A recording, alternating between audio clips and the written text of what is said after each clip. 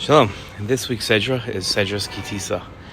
Atonement in Judaism is often misunderstood as a magical divine pardon that excuses Jews of all their sins. Atonement is seemingly brought by random factors like certain calendar dates. For instance, the Torah states that Yom Kippur atones for sins. Other factors can be actions like changing one's ways, while others are thoughts, as in repentance, or speech, as in verbally confessing one's sins to God. It is challenging to understand what earns atonement for sins. In our Torah portion, we find donating a half a shekel, not the same half a shekel as today, also brings atonement. God wrote, "When you take a census of the Israelites according to their army enrollment, each shall pay God a ransom for himself on being enrolled, that no plague may come upon them through their being enrolled. This is what everyone who is entered in the records shall pay, a half shekel by the sanctuary weight. When about 20 gerahs to the shekel, half shekel as an offering to God. Everyone who is entered in the records from the age of 20 years up shall give God's offering. The rich shall not pay more, and the poor shall not pay less than half a shekel when giving God's offering as atonement for you." The paying for atonement seems disturbing.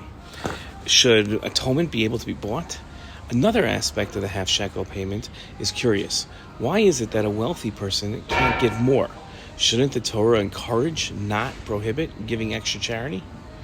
In his commentary to the charge that a wealthy person can't give more than half a shekel and a poor person can't give less than half a shekel, the Ramban wrote, "The meaning of this is that they should all bring to the specified amount of money in equality.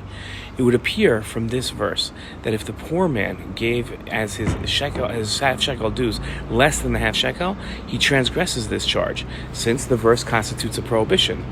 Counting this charge as a prohibition adds significance to the charge and adds emphasis to our questions about the curiosity of wealthy people being prohibited to give too much." In the Bechor Shur's commentary to this prohibition, he offered two reasons why only the exact amount of a half a shekel could be given. There were two purposes to the half shekel tax. The first purpose was to act as a census. After collecting the half shekalim, they would know the number of Jewish people. If people gave different amounts, then the survey would be corrupted.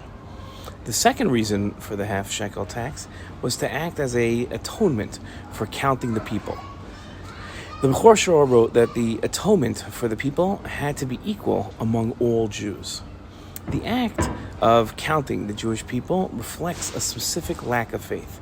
One of the main reasons nations conduct surveys and censuses is to understand the strength of their army so that they can defeat their enemies. The Jewish people's army, their success isn't dependent on its soldiers' strength, but on the strength of the people's relationship with God. Counting the people, although divinely mandated, still required atonement for the lack of faith expressed with the confidence that was felt in the census's results.